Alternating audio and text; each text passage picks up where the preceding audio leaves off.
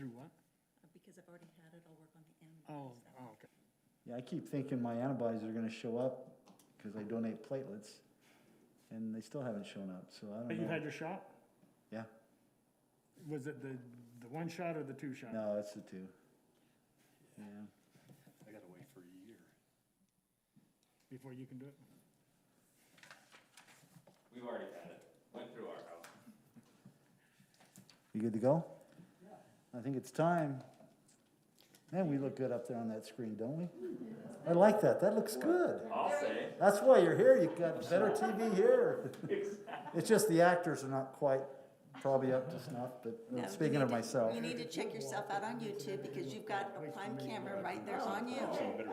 So mind yourself. So I have a question, when the audience speaks, does the camera automatically go to them? No, so we have a split screen on Okay. YouTube. Let me show you really quick before you start. So We like it. so it looks like this. So we've got two cameras in the back and then one in the So you have one that's dedicated to the audience, and then just one. but it per doesn't screen. move, Doesn't doesn't pan. it's a broad pan, okay, Yep. okay. All right, let's go ahead and start our city council meeting tonight. Appreciate our great audience that's here to participate. We welcome everyone and to come every time we have a meeting, so we're glad to see we have a few people here tonight. I'm Mayor Jeff Acerson. I'll be, I was gonna say presiding, no, conducting tonight, or something like that. Thanks, and let's go ahead and I will offer an invocation, after which Chief will offer us, lead us in the Pledge of Allegiance. Our Father in heaven, we're grateful this evening that we can gather together as a city council and conduct the affairs of our beautiful city. We're grateful for our citizens and the good people that they are and the good that they do. We pray this evening that we'll be able to conduct the business in a professional and appropriate way, that we'll be able to, if there is public comment, that we'll be able to address their concerns or answer their questions in a way that is satisfactory.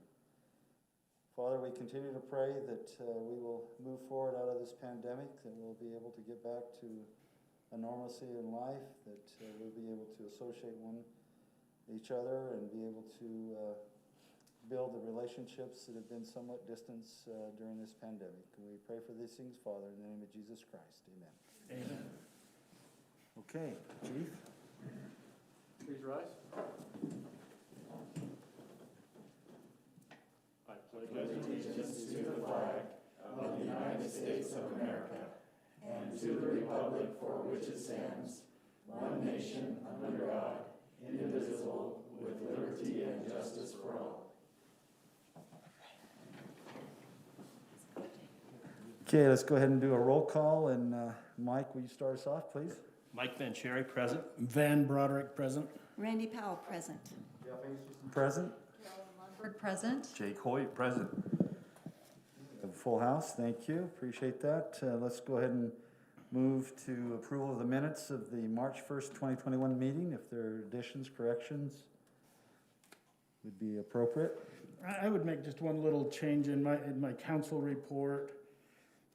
It's about 60% of the way in there where it says we want the ongoing precipitation. We want to watch the ongoing precipitation just to see where our totals end up. I didn't see anything that was. We want it and we'll watch it too, both at the same time. Yeah, just dramatic. Motion to approve the minutes if there's no.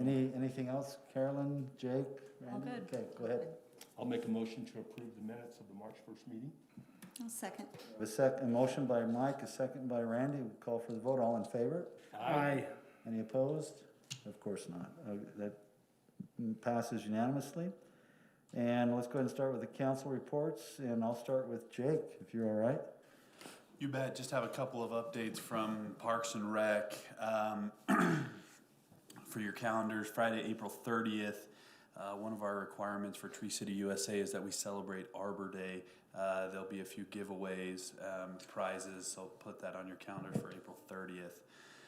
Soccer registration has come and gone. We have over 900 kids in our program. It's incredible how well-run Lindon City's soccer program is. I've got friends in both neighboring cities, both Orem and Pleasant Grove, who bring their kids here. So kudos to our Parks and Rec department.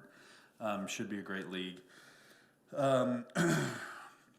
James the Iron Cowboy Lawrence is breaking a world record in our city. He's using our pool and our Murdoch Trail to beat the Guinness World Record for Ironmans. I'm trying to think. The same guy that did the records on Ironman. Ironman's in 100 days. Yeah, he did that Yes. before. He did 50 in 50 states, now he's doing it. He's doing one every day, but he does the same one. Yes. And so he's a Lindon City resident. Anyways, Heath brought that up. I thought I'd share that. Lastly, the Senior Center is celebrating their 1-year anniversary of serving lunch outside on the 16th from 11 a.m. to 12 p.m. Games, music, fun. If you guys are available, swing by. I think that's tomorrow. Yeah, it is tomorrow, yeah. If you want to swing by, say hi. That'd be great. So those are the updates that I had. Hey, thank you, What were the Jake. dates on that last one, sorry? That last one's I mean, tomorrow tomorrow. from 11 to 12. Yeah, we'll be gone. I'm gonna put 6 p.m. Quite a celebration, so we'll see how that goes. Okay, Carolyn, I have nothing at this time, Mayor. okay. Randy? Kind of a quiet time. This last week, I was able to attend the engineers meeting with the mayor and be with Juan and the staff down there. They do such a fabulous job. Looking forward to tomorrow. We're taking a little field trip, Van and I.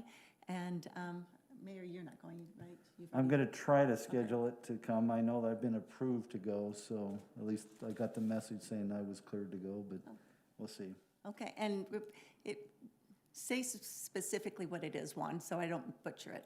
We are going to be visiting the facilities from the Central Utah water, how the water gets distributed, go through their facilities and just learn more about how we get our water. How things work here in Lindon. How do you recommend that we dress for that tomorrow? Boots? Waiters. The water's not coming Please yet. no. But some comfortable shoes. I don't think we're gonna be going through mud or Okay, anything like that. but we'll be outside a fair amount, I Correct, guess. so bring I don't know what the forecast is supposed to be. Be raining appropriately. tomorrow. Rating? Bring an umbrella. Umbrella, probably. And then perhaps Jake can speak to this. I know that I happened to hear something from the Park and Rec about the Easter egg hunt. Have you spoken anything about that? Something, they've all sold out. They've pre-packaged Yes. a gazillion amount of boxes with, I think, 50 eggs in each box, is what I've heard. And it's just a phenomenal thing that the Little Miss Lindon and their group and Park and Recs have put together for our citizens to be able to have a virtual or on their own Easter egg hunt. And yeah, they've worked really hard on that, and they are all taken at this point, but they were not for purchase, but they were all taken. So kudos to Park and Rec for that, and that's all I have. Well, that's cool. That's Yeah. good. All right, Van. And yes, as Randy mentioned, planning to do that same walkthrough with Central Utah Water. Also, thanks, Adam, for forwarding that on, and to Juan on that email request from the EHAT. How does that kind of work normally when somebody has trees or shrubbery that's starting to get close to our blocking the visual view of, stop signs and such?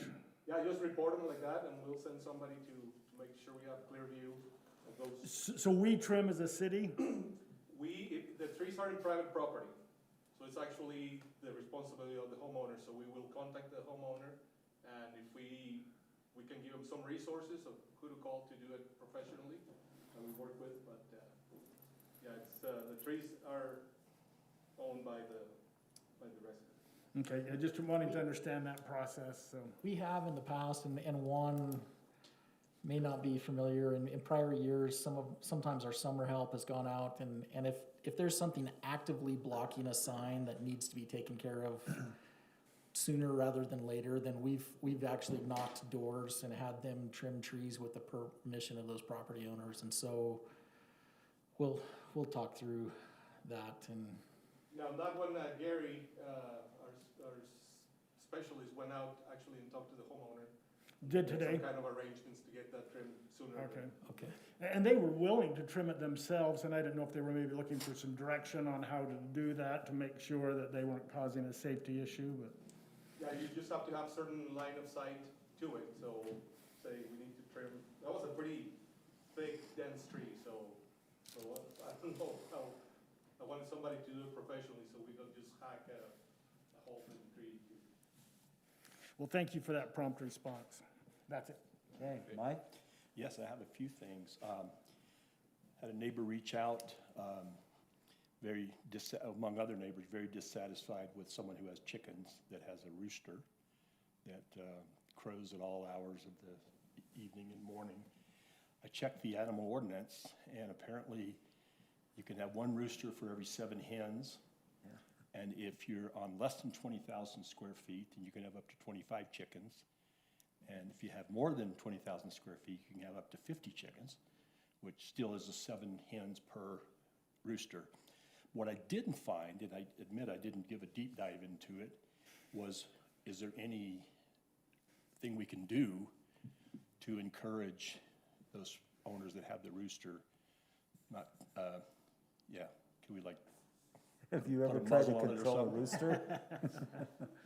I don't know what we could do. I just, I mean, we can send a courtesy letter of here's the ordinance and our noise ordinance, but there's quite a bit of deference given to animal raising yeah. and I read noises that too. associated with that. And so if it's within reason of, hey, the thing's crowing in the morning and in the evening, that's probably reasonable. Yeah. But Well, I kind of Somebody's alarm clock, you know, it's how they wake up.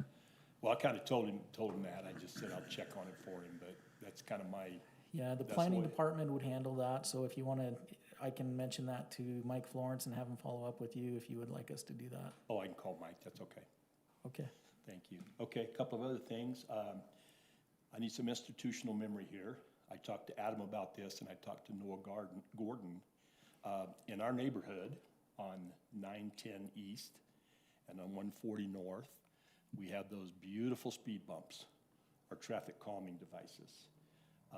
It would be disingenuous of me to say that a lot of people don't like them, but the general consensus from everyone that's talked to me, communicated with me, is they hate them. But I imagine there may be just some ones that like them the same. What is the history of that? Noah didn't think that the city would go out and do those. Adam suggested that it was before his time. Yeah, So it's been at least checked with 16, you might 17 know. years. Mayor. So I checked with Phil Brown, who's been here a long time with the city. He recalled that item came forward as a citizen-initiated traffic calming program. There was a neighborhood petition, and he remembered specifically that JUB actually did a traffic study and that those were warranted. And so we would have to dig all of that up, but it was 20 plus years ago. Yeah. And so that's one that I would probably need to just take some more time and keep researching, Mike, before we were to recommend anything. But your comment is the only one that I'm aware of concern that there are speed bumps. That's usually the other way around, and so that we don't have a speed bump somewhere. But Well, I know Noah mentioned that it's really a pain for the snowplows, that it really is not a good thing for the snowplows. We've got the snowplow Yeah. aficionado back here. Are you speaking about 140 North, which is a really steep grade? so I'm assuming, again, we'll have to dig up that study and see if we can find that. But if it met warrants, then that means there was speeding occurring above a certain threshold. You're So- exactly right, that's what Is that what occurred. you I was here recall? at the time, and the neighborhoods, they petitioned the city, they did the traffic study, and it met the warrants, and so they put them in. So is it worth pursuing? You know, maybe people have moved and Yeah, that's people kind live of there what I was now. thinking. 20-plus years, you've got a lot of turnover. Yeah, I don't know. Like I said, I can't speak generally for the stake or for the neighbors in that area. Yeah. But, I mean, even if you're going a little bit, you're not breaking the speed limit, but you're going a little bit too fast, it just wreaks havoc on your car. Depends on the model of your car. Some cars handle it really well, so I think I've seen cars speed up and they fly over 'em just Yeah. fine, so. Yeah, so, okay, well, I'll continue to just check in with Adam. I would mention what he just said here, this is how it came about, and let them decide what they want to do next would be my suggestion. Sure. I think we'd have to do some kind of survey or some kind of, I mean, if it took a Outreach. citizen petition to put them in, I would almost feel like that should be duplicated to tear them out, but that's, oh, yeah, no, I don't disagree with that at all. I'm just suggesting that, you know, it'd be interesting to know if that could even be done, and if so, what would be involved. And again, the answer may be the process is worse than the issue, so, yeah. okay, we'll dig into that, and I just got that information from him this morning, and so Okay, I'll good. follow up and see Thank if we can find that study from that long ago, and, All right, thank you. okay. I mean, that was before the canal connection across the Murdoch and everything, so there's different traffic flow and things Sure. today than there was then as well, so, Okay, good, thanks. okay. I called Chief Adams yesterday, just to check on him and see how he was doing. Tell him hi from everybody here. He was cordial but stressed, to say the least. He's got a lot going on with the restructuring. I think they're revamping their whole, They're restructuring the entire thing, but anyway, he said he really loved Lindon, but in terms of activity and things, Orem's quite a bit more busy, quite a bit more criminals. Good for them. Yeah, I already know that when you went there. that's kind of what I was thinking. All right, a couple more small things. I had talked to Heath, this is sort of Parks and Rec, but I talked, because it's up in our neighborhood, up on 12th, no, what is that? Yeah, 12th North, 12th East? or 12th East, I mean. Where you go up to the horse park, that sign that was up there was looking pretty bad. You couldn't even read it, and it was just getting really weathered. That wooden one? Yeah, the wooden sign. I believe it, from looking at it, we've been corresponding on that. I think they went ahead and fixed it and put metal lettering on it of some kind. And it's, at least my experience is, it's not very visible either. I don't know if they plan on painting it or putting a background on it. So I just wanted you to know that was in the works. So, and I can contact him or Jake if you want to, it doesn't matter. And then pickleball. I'm getting inundated by pickleballers. Do we know where I can't remember where we're gonna be putting new pickleball courts. Could you remind me? So we have 2 under construction right now in Pheasant Brook Park. And they are right there by the baseball fields off of 800 West. 800 And West. then there are the 2 by, that are within Creekside Park that are recently finished, and that's on 100 South. And then the 4 in Hollow Park. Hollow Park, yeah. And then offhand, I'd have to pull out our Parks Master Plan. I know it seems like there's either, it was in Pioneer Park, there may have been some, There's none in Pioneer. there wasn't, I don't think so. No, that's my on the master plan. Oh, to co- That's what I'm to talking go about, in is on the Parks Master Plan. I thought there was some planned for in Pioneer, and then an expansion of additional ones at Hollow potentially, but Okay, I'll have to look at that Parks Master Plan. I'll get back with you. okay. Thank Okay. you. It is kind of interesting, some of the things that we talk about. Put in speed bumps, take out speed bumps. Yeah. Multiple requests, put in pickleball courts. We're tired of the noise Don't from the use pickleball pickleball courts. Well, does anyone know about that one over by, across from the Orem South Walmart? They just opened a private one up there. Oh, that indoor one, Yeah, that indoor one. Does anyone know anything about that one? I just heard it comes with a little bit of a price tag to go in there. Yeah. Pleasant Grove is building a huge set of courts just off Courts. of Locust. They're very close to our border. And those houses are what, how many feet away on Locust versus our Yeah, neighbors? So several courts here. going in there, and then Orem, they've had a lot of social media posts about a new park that they're building just south of University Mall. They're purchasing the school there, and there's a couple different iterations of plans with Okay. half a dozen pickleball courts, and so there's a lot of options for The people. obvious complaint is there's just not enough courts for all the people that that wanna play, so a lot of times they don't have, right now, they're using our stake center. Yeah, and hopefully that'll end soon so the ballers can get in there and play some ball. I'll pray about it. You'll pray about it. Thank you. Okay, that's all I've got, thank you. Yeah, it's all good. It is all good. Okay, Adam, Just a second here. shared this with the council from Utopia? No, I have not. You go ahead. Oh, that's fine. I mean, we've, you may remember that we were assessed some operating expense assessments some time ago, and that went on for a short period of time, and then the council decided, no, we're not gonna do that. We've already invested enough money, so we kind of stopped. Other cities continued to make that investment with the option that they would be paid back once Utopia got to a better position where they could refund those monies. Well, we just got on May 3rd a check for $64,582, a repayment of that operating expense. We still have some, and I think that'll happen next year. Is that right, Adam? Yes, their next budget year. Yeah.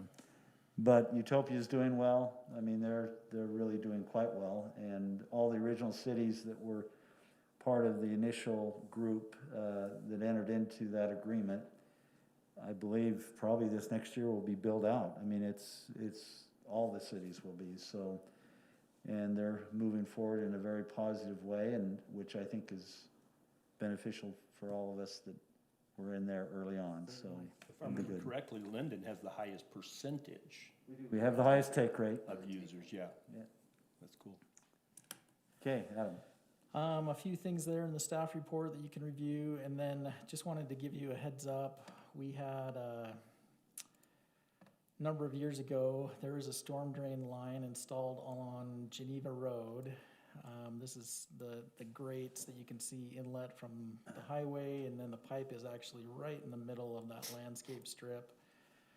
And then this is probably 20 plus years ago. These trees were planted by Lindon City, and they are watered and maintained. It's hodgepodge. Some are by the property owner, some are by the city still. We've had some recent concerns with the storm drain pipe condition, and Juan shared this video here that they took just recently on the condition of this pipe. This is a 15-inch storm drain pipe, I believe. Yeah, 15 inch. So here you can actually see, just in the bottom of that, you can start to see some root penetration, that mass of stuff on the bottom left.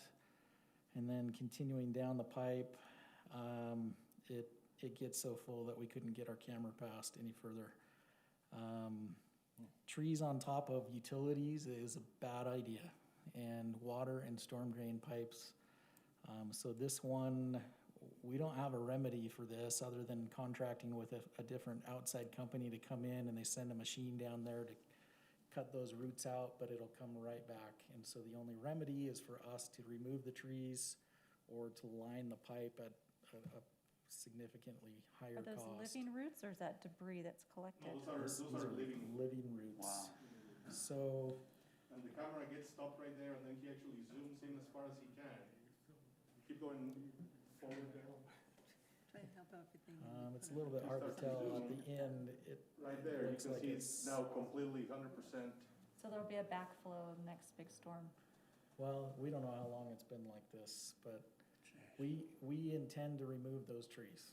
And so where this pipe is underneath those, that is the long-term solution so that we don't have this continue. And then we'll also have to cut these out of the pipe.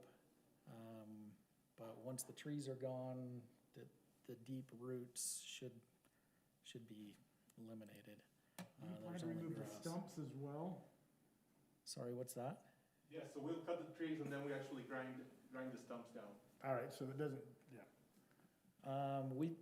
Just as an FYI, we've had some of these property owners who are maintaining these are not happy that they have to maintain them.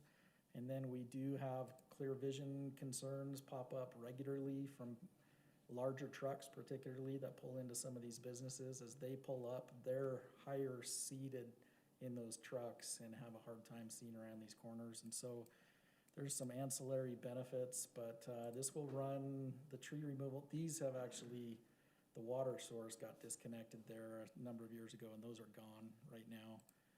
But this will run from just up here on Center Street, so this is Public Works right around the corner, for that stretch down to 200 South. Is that correct? Correct. So So we'll just wait for the roots to just naturally decay and die, or? no, we will go in and cut those out. Okay, that's what I was wondering. Do you have any premature, but any idea what that would cost? We're probably looking at about $2,500 to $3,000 to just clear that 150 feet where the roots are. Oh, that's not bad. Scouts in there. So It's about this big, so, yeah, you could probably get a scout in there, maybe. it's an issue, typically we would not have a storm drain in a landscaped area like that, but one of those oddities about this section of Geneva Road, and so, just wanted to give you a heads up if you see all those landscape trees. So the long term, what's the projection to widen Geneva Road? And if so, is that going to affect that side of the road? There is currently a plan that's on MAG's long-range master plan for widening to extend north to 1600. But then it does not continue further than that under their current 20 or 30-year plan. Okay. But it's been discussed and mentioned several times that that's on the horizon. And so, Going south of 1600, they're doing all those big tilt-ups. Boy, the traffic's just gonna increase through there as well. so just wanted to give you a heads up there. And then just an FYI, the Planning Commission spent on their last meeting 3 hours. They had a meeting with, it was the site plan development for this other residential overlay and commercial development mix that's kind of across from Walmart. They continued that item. There is a handful of things discussed. Low Book Sales is looking to expand and wants to pick up a piece along State Street, and then they would be looking at some commercial development on the south end, and then this housing component on that other area. Just an FYI, they are vetting this with a lot of time and effort. There was probably 30 people in attendance at the meeting. A lot of discussion with neighbors on how those roads will function, but no decisions or recommendations yet from the Planning Commission. So this application was the zone and general plan change. Just the zone change. I think the general plan, that was already done by the council, so. And then following that would be a site plan or subdivision. So just a heads up, that may be coming here soon in the next meeting or two, assuming it gets forwarded from Planning Commission, but we'll see where they end up. But I think they've had, prior to this last meeting, at least 4 or 5 discussions with neighbors on that thus far, so. And then just an FYI on the temple, LDS Temple project. We had a brief meeting with some of their project managers and architects today. And so that temple site, as a reminder, encompasses down Center Street over to that lot there, and then comes down and over like that. So they are working on demolition permits for these 3-4 homes right there. Generally, it's elongated temple oriented north and south, and then 3 entrances into the parking area, 2 that line up with these streets, and then 1 over on this west side. And then, so this area is all parking, and then parking kind of down around the back and up around the sides. And then in the top right corner, they had kind of a park area with a picture platform or things. We were surprised with their site plan from east to west. It was a over 40-foot elevation difference. And so it will kind of tear us down and stair step between parking lot sections as it goes east to west. But they were expecting 4 to 5 weeks out still before they would submit a site plan. They anticipated the elevations on the building, at least the artist rendering, would be released before that's submitted to the city so that it's announced So on you'll their see terms. it, you'll see it first from them before we get it, so. Yeah, so just a heads up, and then an FYI, we'll keep the council in the loop. Technically, this is just a site plan and a subdivision that would go to the planning commission, and that would be the only process for approval. But we just wanted to keep you up to speed with anything that we have, and so we'll bring those forward for your review, but it wouldn't be any action items as soon as we get it, so you can take a look, so. I think that is it for me, Mayor. Okay. That's probably the longest part of our whole meeting, you know, to get the council reports and, let's see, open session. Is anyone here to make public comment or ask questions of the council? Now's the time. If it's not an agenda item, please state your name and address. Please. Jared, and do you want us to come there or can we do it from here? You can do it from there. It's fine. All right, Jared and Sarah Allred. Our address is 742 East, 400 North in Lindon. God, how long have we lived there now? About 11 years. We rented it for the first 5 years and we've owned it since. Formerly, for those that might know, the McClellan home there. We are about 2 years late in coming before the council. We'd like to talk about some safety issues that we're seeing. We're that house right there on the corner as you approach 400 North. It used to be the bridge over the canal. In fact, I was just about to ask if Adam could focus in. So right there, that corner lot is us. This one? Down south. Comes across the street, right there, starting there. That's our house. We've got the shop in the back. To the right or to the left? It's to the right. To the right. This one. Yep. Okay. That pie-shaped lot is ours. And like I said, we're about 2 years late in wanting to come because now it's spring again. The wildlife is back, and the common call of the wildlife we hear is clear as people are shooting across 400 North on their bikes on the canal, on the Murdoch Canal Trail. And fortunately, nobody's been hurt, but occasionally it will then be followed by a screech of tires, particularly if it's in the morning time getting kids to school or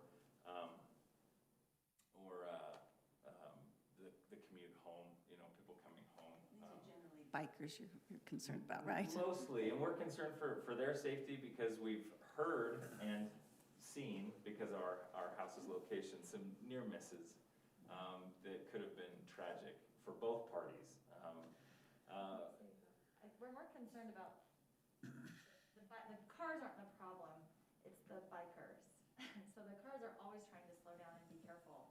So I don't feel like that's a huge issue, but it's the bikers going across. And I mean, anytime we're in our yard, something almost happens. We've seen some really bad accidents, but it's scary. Well, we've noticed the flashing stoplights was a move that was put up. The mirror that's on the north side, so that they could see past the Adams' fence, which, you know, that fence has been there since it was the Steele's home, you know, forever. And I'm always surprised at how many people don't pay attention to the fact that there's a mirror there that they could check, and then they grumble very loudly as they pass about how, boy, that fence really blocks our view. Yeah, but you have a stop sign. So our purpose in coming here tonight, I don't know that there's time, but we wanted to put before the council that there are some safety concerns there at that thoroughfare with the crossing of bikes. We do have teenage drivers. I will apologize now for the speed bumps that are in Lindon because they came about the time I was a teenager here in Lindon. About the time I was driving, the speed bumps appeared. So I will apologize now. Yeah, you and President Rogers' kids. If it wasn't a Rogers, it was an Allred. So I'm sure that between us, the Blazers, and the group, we are responsible for speed bumps being in Lindon, so. So one of the things that Sarah and I have noticed as we've kind of watched our section of trailway and thoroughfare on 400 North is we do a walking ourselves, and we see what has been put in place there in Center Street and also at 200 South. The cement kind of pedestals that almost force traffic, both the cars and the bikes, to slow down because it's a narrower entrance. It doesn't change them. Oh, I mean, I don't want to speak against it, but, sure. you know, I live there and I see it, and they do the same thing. Clear, or they just blow through there as fast as they can, so. And unfortunately, those spandex are not gonna protect them from, a 2,000-pound automobile. Even at the speed that when we're leaving our driveway, we're probably not 300 feet from that crosswalk. Much less, so, yeah, 100 feet. And so you don't have time from our driveway to necessarily speed up, and yet we've slammed on our brakes because people have blown on through. Yeah, I don't know, maybe council, I mean, This is kind of a unique facility, so that Utah County operates the surface improvements on this trail. The ground itself is owned by the Aqueduct Provo River Water Users Association, and we've had similar concerns and brought that up over the years. So they did add the flashing stop signs. I believe the city actually paid for those. And then the mirrors, the striping, this little squiggle and the diamond. They painted the squiggly line to So tell those bikers there's a stop sign coming up. Yeah, those were things that were all initiated by the city to try to get some resolution there. We've petitioned the county to put in offset gates that would force a bicyclist or a user to have to slow down and then S-curve through those.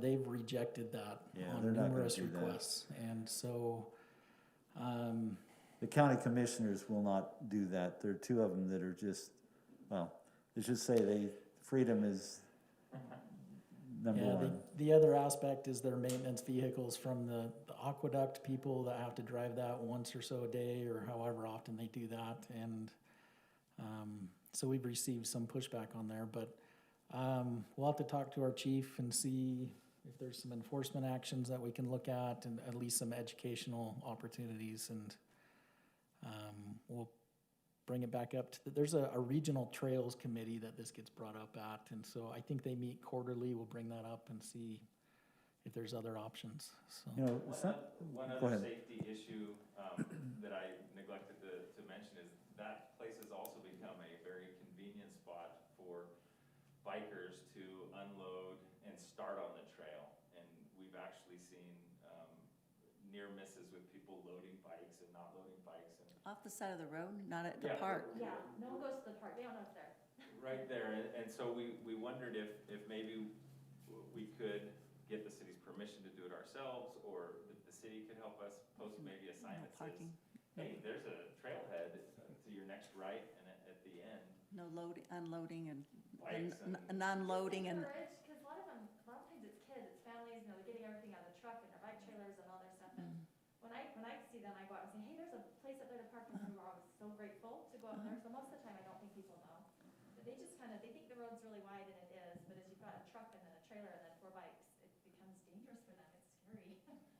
And then to add to that, we already have one teenage driver. In May, we're about to get our second teenage driver. lucky you. And the challenge for us when people start to park along there is, and I apologize if this sounds selfish, but as we're pulling out of our driveway, it makes it very hard for our teenagers and even sometimes ourselves, depending on the size vehicles that are parked there for trail use, to see who's oncoming as we're inching out of our driveway to see beyond the vehicles that have parked there. And so we've been concerned for people's safety who do park there, and it does make it difficult. And I did come before the council to ask what the process might be. We also, if you look next to the trail, on the east side of that trail, there's a private road that goes back. It's a lane, driveway, whatever you would call it, back to our shop. And it's marked, it's very evident a driveway to most everybody that's been around or Yeah. pays attention. But unfortunately, when people park there to offload and then they leave, I'd say 50% of the time, they're parked in front of that driveway, to where we couldn't access it if we wanted to, except to go on the canal ourselves and then up onto the driveway, which, we don't want to do. So we wondered what the possibility would be to paint a red strip on that driveway or a yellow strip or something. We didn't want to take it upon ourselves to do that. Obviously, the city, that street is not our property, but the driveway is.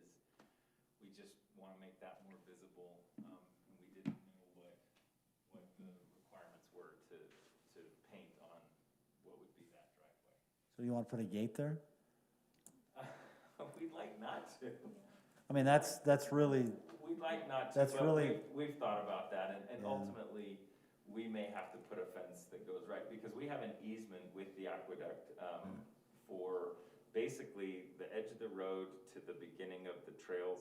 We share that. We have an easement for midway through that depression, yeah. all the way down. And we would like not to have to, but if it gets that point, then Are they parking on your property, or are they just parking in front of? Blocking In it. front of the driveway. Parking in front So of a the gate driveway. really wouldn't help that, they would just be parking in front of They your might gate. see it. But they might see a visible gate. If they saw a visible gate, They They- might just park in front of it anyway. well, they, They really will. So that's a perfect picture right It there. just goes into Yeah. dirt. You can see where the driveway starts, right there. And it's just really easy for people, that aren't paying attention, to park right there. Because the trail starts about the middle of that driveway and heads, down the hill. You can see where. Call when somebody's parked right there. Oh, absolutely, yeah. they do the same thing on Center Street, right there by Sylvester's. They park right there, which creates yet another visual problem, because there's already the tree and the fence there, and people blow through there, or at least try to. And I don't know, maybe, this is kind of far-fetched, but maybe we can get the county to put some kind of, I guess, a speed sign that one, if they're going too fast, which is typically the racers, the ones that really want to fly, it blinks and says, you're going too fast, and have some audible that says, slow down, you're coming to a stop sign, or I don't know, that's probably more expensive than what they want to do, but I don't see this problem going away, because they're just who they are. They fly through things. And I don't know, maybe we have to, do citations. It's our responsibility to police it, isn't it, Adam? The county requires us to police the it? trail, Yeah, it is within our jurisdiction. for yeah. law I think within our jurisdiction, we have the right to ticket and cite. And So we would just be signing for blowing the stop sign, not so much, there's not a speed limit for the there's not, bikers. I don't think there's a speed limit, but the fact that, They go fast. Yeah, they do. I've often been afraid that they're gonna catch up to some little family and take out oh, they do, they fly, a kid. I mean, it's not the Tour de France, people. yeah. I can't generalize, but I went down there right after they put the blinking sign in. I went down there for half an hour or so, and just people that were walking or biking that stopped actually got off their bikes and were careful to go across. And I asked him, I said, when you walk or ride, do you see those signs? Do you see those flashing signs? Because sometimes it just blends into the background. And to a person, they said, yeah, we see them. And then I had a guy on a bike, just what you were saying, speeding like a bat out of Hades, that shot out, and I almost hit him. I mean, I came this close, and he jumped off his bike, and I can't tell you what he said. They yell all the time. But he did tell me that if I hit him and he was killed, that I would be liable, and that I would go to jail. And Well, then you have a legislature that's passing a law that allows cyclists to go through a red light or a stop sign if they can see that it's clear. that is clear, yeah. So, it's just, By their definition, that will always be clear. that's, my point is, I mean, they're working kind of against us here a little bit. Yeah. So what, It might be a combination of enforcement and education, I don't know. and I wondered, to my last point, what would the process be, to go through maybe making a no parking zone, even across the street, because as they do that, and you're coming out of the cul-de-sac van where you live, if they're parked along there, it's just harder to see down that hill if they're parked on either side of that. And they're using that area then as their trail, Yeah. their trailhead, their de facto trail. When there's one conveniently located, but apparently not convenient enough for them. We don't A letter have to the commission, I mean, it We just, don't have a formal process for that, but it would be something that I would probably defer to our city engineers and see if there's any traffic standards that are there that red curbing is warranted, I guess, that's. yeah. Is there a process that we can't just arbitrarily say we'd like to red zone it? It has to Would be. like not to arbitrarily red curb things, I guess Well, that's I where I know, would, but that's where I I mean, would say, let's let this is the something being brought engineers. to our attention. We have to go through a set. Standard, whatever is the process to Yeah, determine. so let me look into that with our city engineers and see if there's some traffic manual conditions or requirements for red curbing there. And I'd be happy to reach out to the commissioners and just, make them once again aware of the situation, and see if there's any recourse or any counsel they might give us that we can implement, or have them implement. With that new legislation, I know, I think that completely defeats the point of the stop signs there. it does, So- I know, and that's just frustrating. What about an education campaign where we include Little Miss Lindon and council at some of those intersections and, We actually thought about that when our daughter was on Little Miss Lindon, Uh-huh. just if, maybe we had a Saturday where at certain crossings, there's people there to say, oh, remember to slow down, and, I mean, I think anyone that lives near one would go out there, I'd go out there all Yeah, day, we would volunteer. just to keep people safe, just remind people, so maybe just a. we did it in conjunction with another activity, summer activity, that they know once in a while that we're gonna set up a popsicle stand or something, I don't know. I think it would have to be a combined effort, not just by Lindon, it'd have to be Orem, Pleasant, all of the cities would have to designate a time and a way to do that, so where it was, well, Lindon City's saying this, well, no, Orem's saying it, PG's saying it, American I Fort. think that would be powerful. I think you'd actually Yeah. get more families to come back out if Yeah. they didn't fear they were gonna be run over. If, one quick question for our police chief, if a police officer was there and they did blow through a stop sign, is that can a biker be cited, given a ticket? Well, based on the new legislation, they do have to follow right away like everyone else, other than this legislation, or we'll have to look at ordinances. Yeah, like I said, they just passed, and it's like, It's effective May 5th. yeah, Unless you can get the governor to veto it. Here, Governor Cox. Can we put a speed bump on the trail? Good idea, one, not a good idea. you see where this goes, but We no, appreciate the. thank you for coming in, and you've thank given you. us some good feedback, and then I think we'll try to see what we can do to move it forward. All right, thank you. Okay, thank you. You're welcome to stay to the bitter end. We'll catch the rest of it online. Yeah, okay. Okay, we have a consent agenda, surplus equipment, is that correct? Yes. You have a picture of what we're surplusing? Yeah, we got in our sewer TV truck, some old computer equipment. This stuff's 95, is that the date on it? It's very antiquated.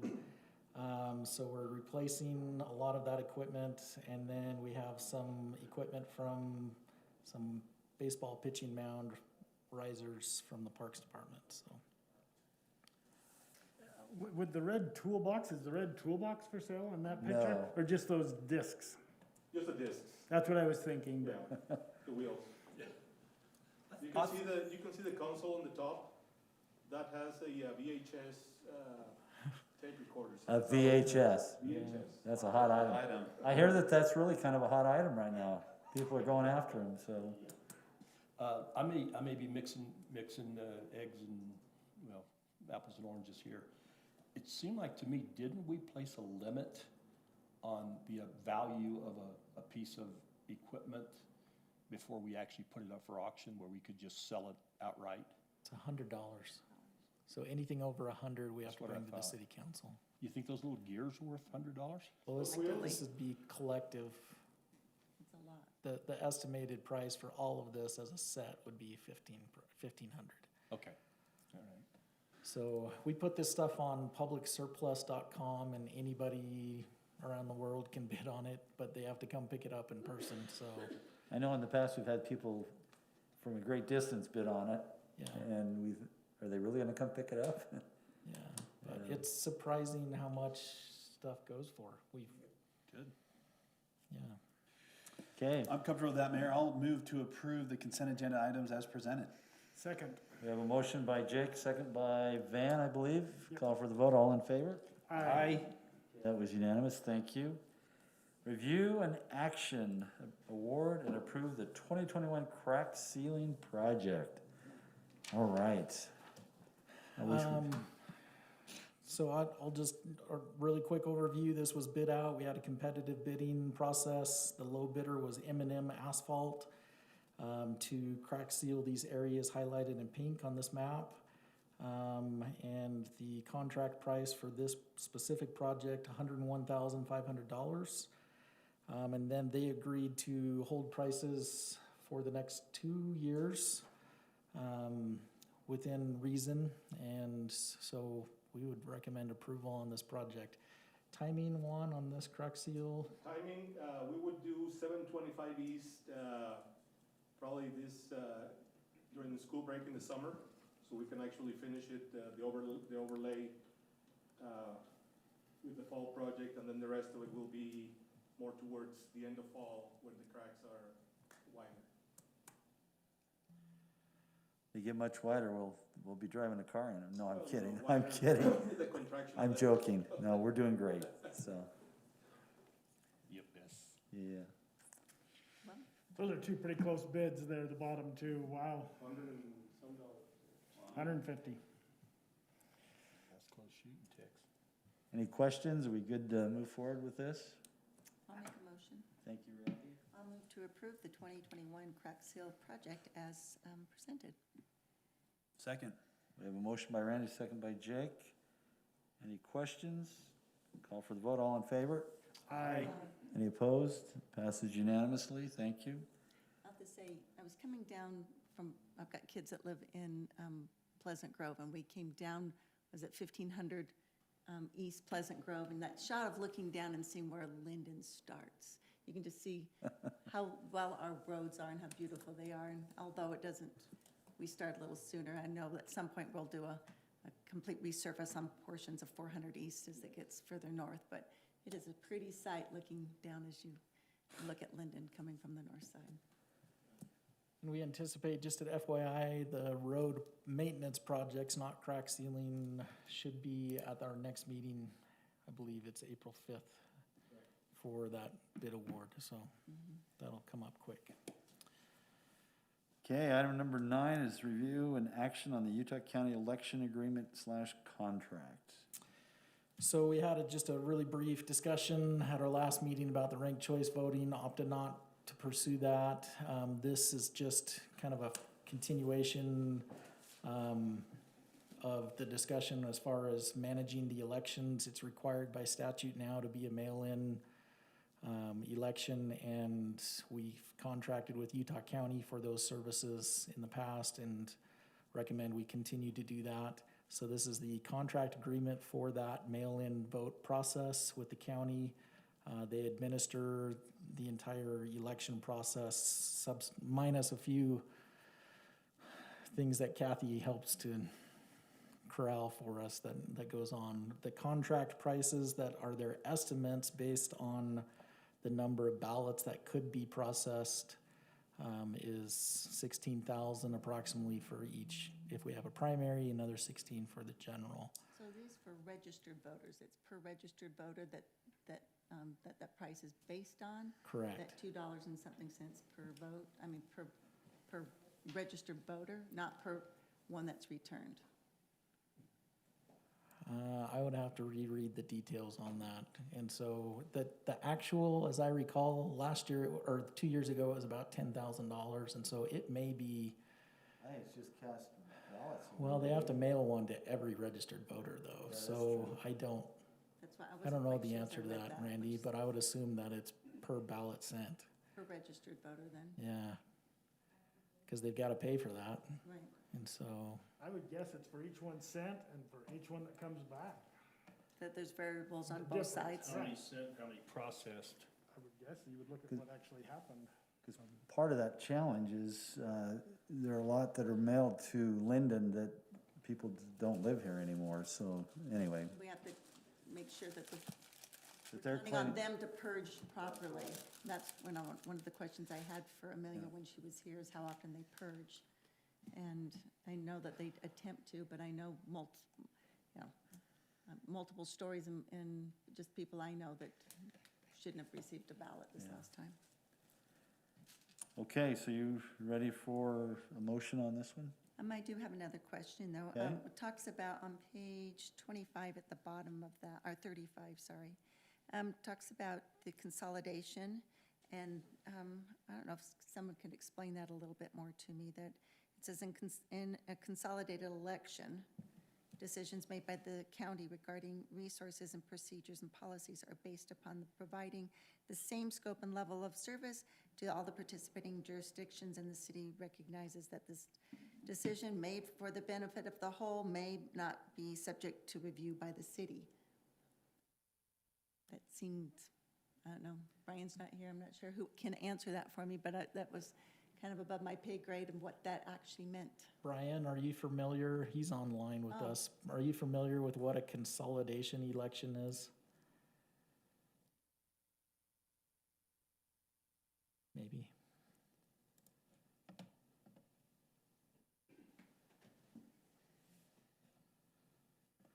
Brian, can you hear us? Yes, I'm trying to. He's Googling it. Yes. Can you guys not hear me? Yeah, we can hear you. Now we can. Yeah. Okay, I was gonna say, I don't know it off the top of my head. I'm sorry, Randy, I'll have to look into that. Okay. Just not knowing if I want to be on board with something we don't understand, so. Right.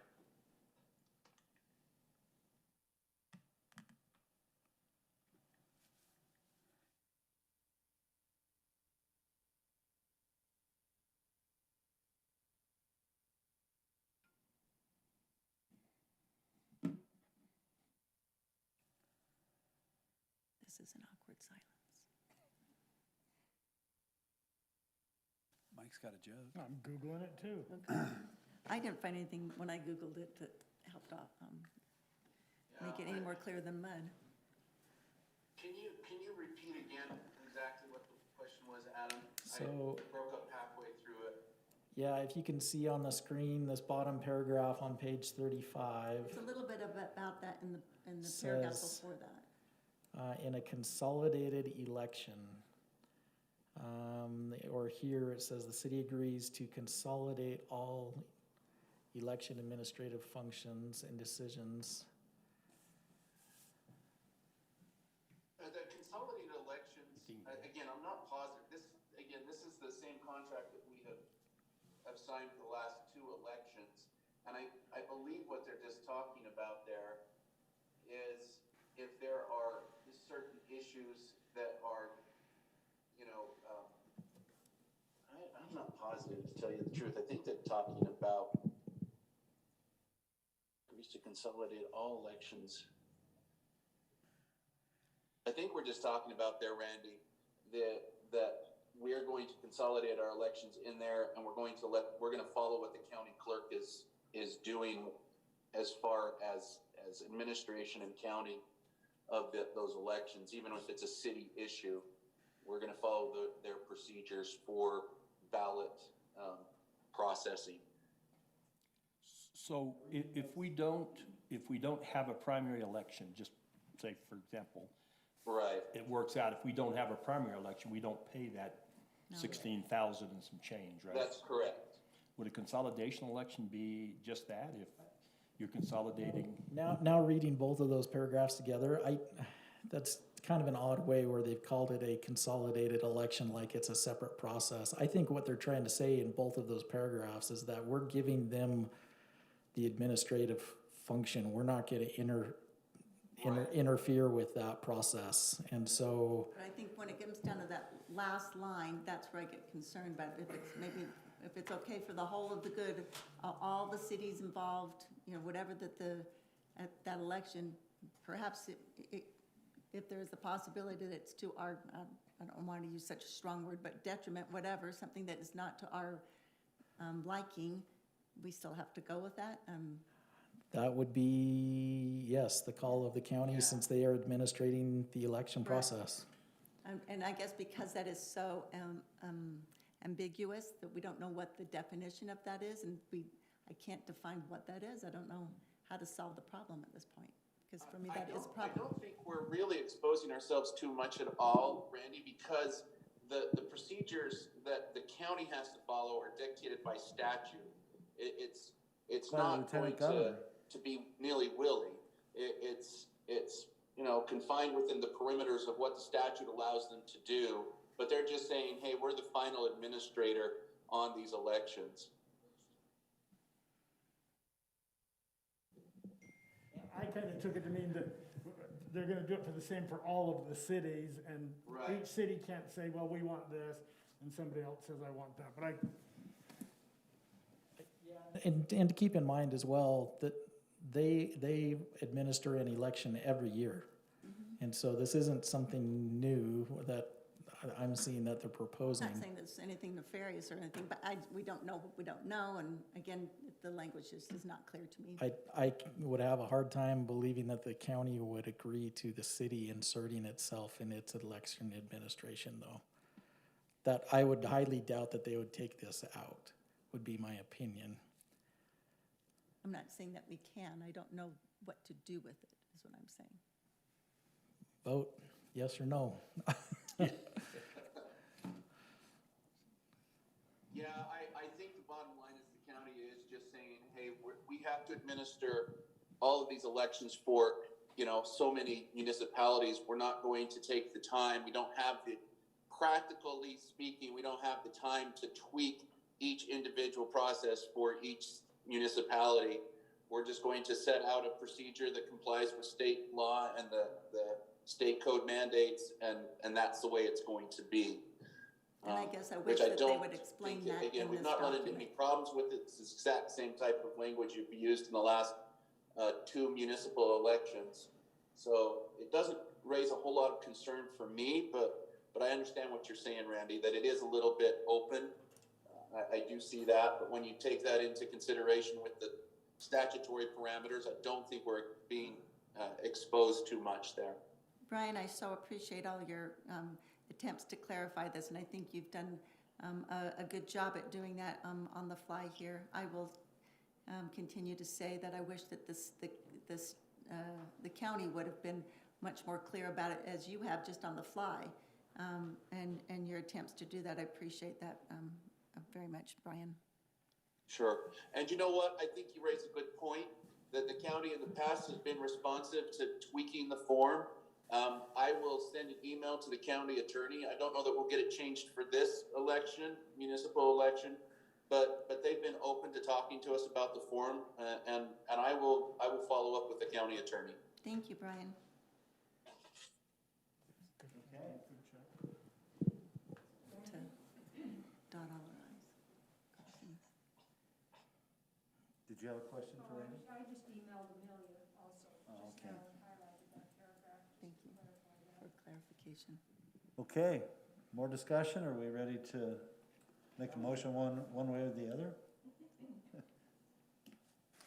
I will do it. I move to approve the Utah County Elections Agreement contract. I'll second that. We have a motion and a second. Call for the vote. All in favor? Aye. Any opposed? Nay. We have a nay vote. And just for the reason that I stated, just to emphasize the fact that that needs more clarification. Thank you. The motion passes 4-1. Ran- Diving into that, Randy, I think that's good. That's good practice to always look at our contracts. I know in our time together, we get surprised by these contracts sometimes. So I think Sometimes we that's do. great practice. That's great action. I have a quick question, Randy. Last meeting you mentioned a presentation Highland City had that you were going to forward out. I'm sorry, I will do that right now. Okay. Okay, Juan, you're up to bat. Last item on the agenda, presentation discussion on service line. Refer to Dennis Lyons. Come up to the microphone, just on YouTube, it's hard to hear without that, so. I will defer the presentation to Dennis Lyons with HomeServe USA. Dennis, you there? Can't hear you, you're muted. Hi Dennis, can you just unmute? There we go. Yes. My apologies, I was sliding my laptop around a little bit. Yes, I'm here, I can hear everyone. It's there's a little bit of feedback, so I have headphones on. Typically, I don't need to go that route, but it works, I can hear everyone. Well, Dennis, I'm gonna just run through the slides. You tell me to hit next, okay? Very good, that'll work. I'm not seeing them. You're not. Let me,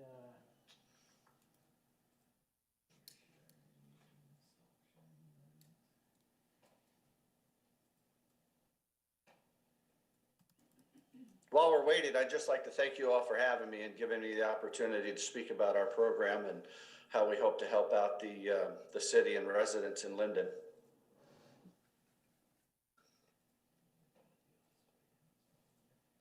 how about now, Dennis?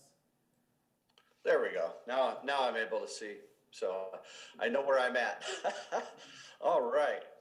So again, thank you so much for giving me the opportunity to speak to you about the National League of Cities Service Line Program that is also endorsed by the Utah League of Cities and Towns. And that's part of the reason I'm here. I know you received the letter from the state league that was talking about our program. So I'm just going to go through the specifics of, who we are, what we do, how the program works, how it benefits the city, and how it can benefit residents overall. Next slide, please. So basically just kind of an overview of what it is that we do. The National League of Cities Service Line Program helps residents understand what their lateral line responsibilities are before they have an unexpected issue, and it allows them to choose how they wish to prepare for these potentially expensive incidents. What our program does is it increases the quality of life within your community by helping residents when they need it the most, while also reducing the number of distress calls made to city staff when folks have these issues. Next slide, please. All right, so our program, and this one actually needs to be updated. We have been offering our service for over 18 years now. We are an accredited Better Business Bureau business with an A+ rating. We have been endorsed by a National League of Cities since 2010. Utah League of Cities and Towns, I think we're going on 3 years now, or just under 3 years, that we've had the endorsement over there as well. Next slide, please. So we're all familiar with math and report cards, I'm sure. So this slide here, I don't think I have to delve too much into it. You can see, the numbers for yourself and loss due to the pandemic and other issues within municipalities and utilities. And then the 2017 Association of Society of Civil Engineers Infrastructure Report Card grades are pretty bad as far as drinking water infrastructure and wastewater infrastructure. And the numbers that'll need to be spent over the next 20 years are just absolutely ridiculous. And I don't think anybody knows where we're going to get that money from, but basically infrastructure needs to be addressed. Next slide, please. So obviously infrastructure not only is a problem nationwide, but it's a problem for cities and homeowners alike. So those lateral lines, the ones that nobody's thinking of because they're underground, they're out of sight, out of mind, are subject to all those same issues that your public lines are subject to. Shifting ground, fluctuating temperatures. I heard talk of tree root penetration earlier. Obviously that happens to homeowners as well. Corrosion, all kinds of fun stuff. Difference is on the public, you can typically maintain and upgrade those lines, but homeowners are left behind here. They really don't have any recourse. Those failed lines waste a lot of water. They increase costs because you have to treat more water, you have to reclaim more water. They create environmental hazards.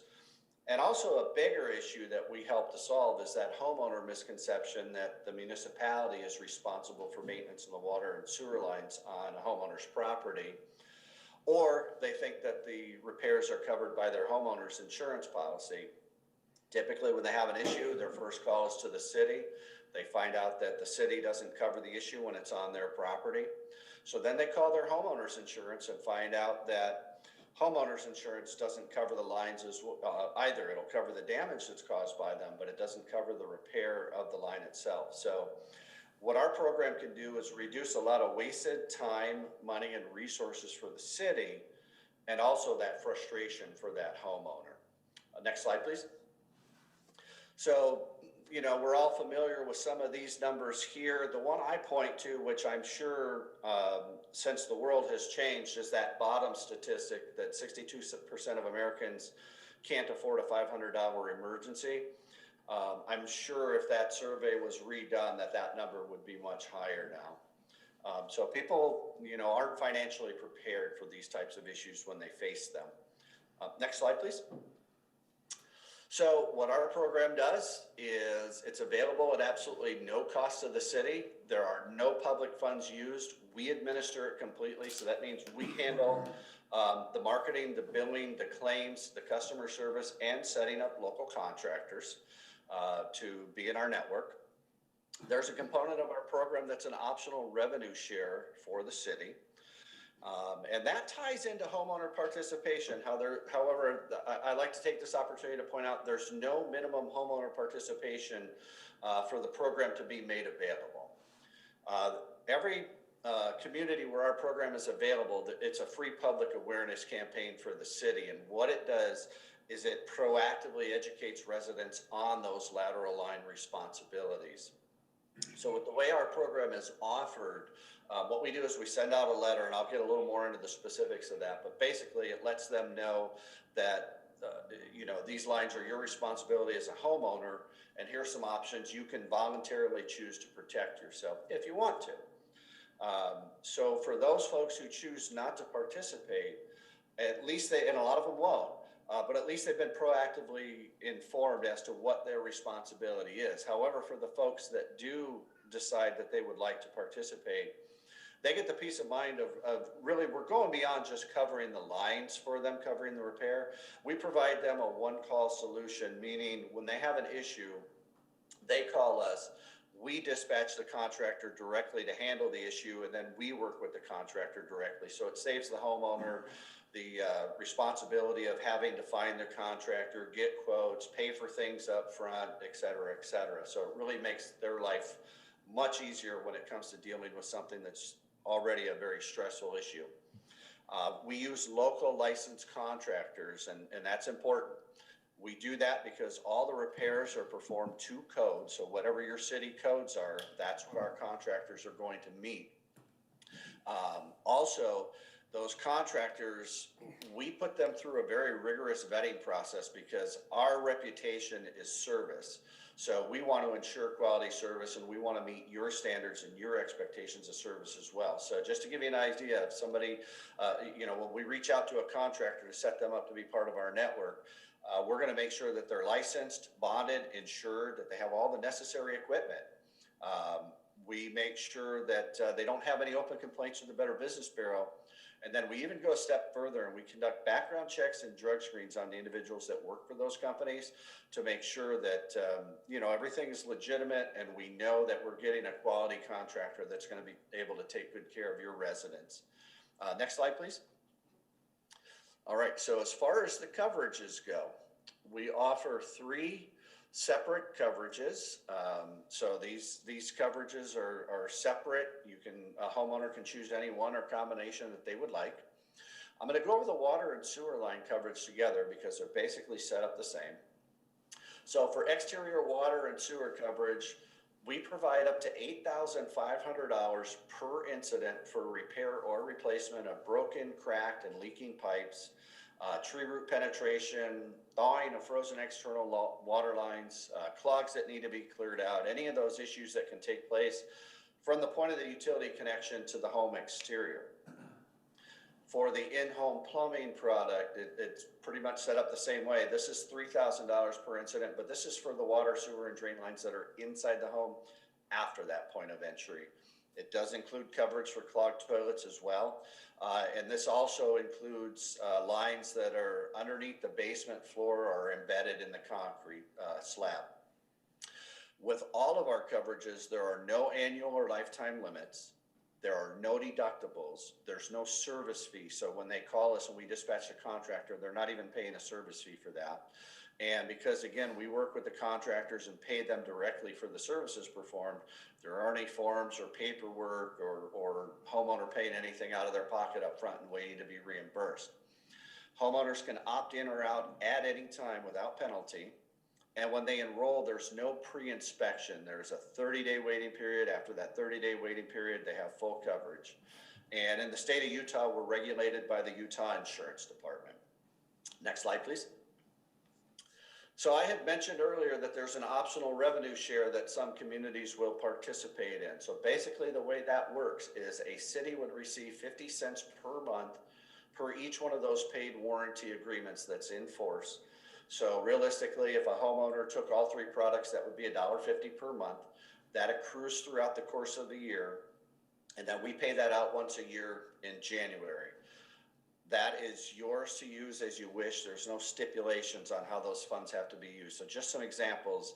Some cities will supplement low-income utility assistance programs, donate to local charity, use towards your Utah League of Cities and Towns dues, however it is you see fit.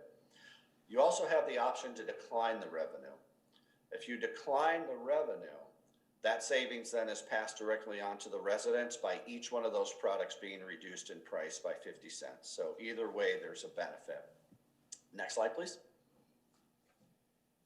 So the way our program is made available within a community, we only market by direct mail to homeowners. So there's no telemarketers, there's no door-to-door salespeople, and we do a maximum of 3 mailing campaigns per year, when we reach out to folks to let them know what their responsibility is.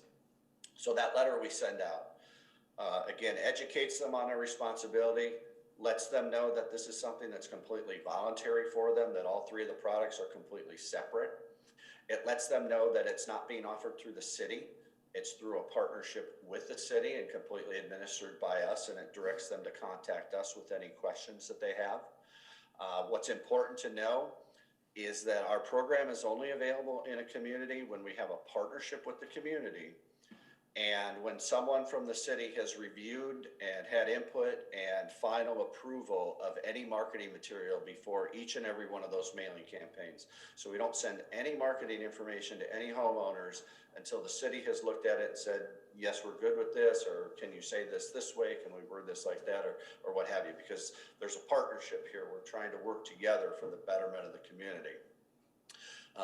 Excuse me, what the city's role is we ask for use of the logo and that review of that material on each one of these campaigns. And we do that for a few reasons. One is the transparency. You're now aware of what the message is that's going out in your community because you've seen it and you've had input on it. Also, what's very important here is by offering it this way, we're able to create an economy of scale that